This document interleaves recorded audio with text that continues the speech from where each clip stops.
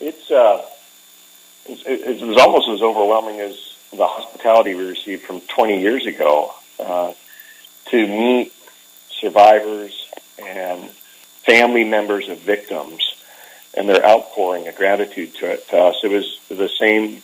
It was almost like stepping back into time. And they were so concerned about our feelings and our emotions and how our well-being was.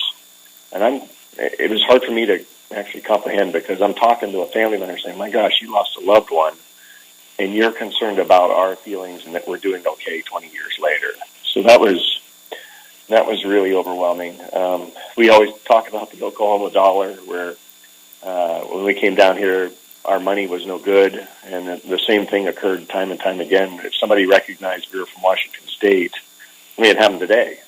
We went to buy coffee, and the lady came up behind us, saw the T-shirt one of the guys was wearing, and said, nope, your money's no good in this town, and bought our coffee for us. And we saw that gratitude and outpouring everywhere we went.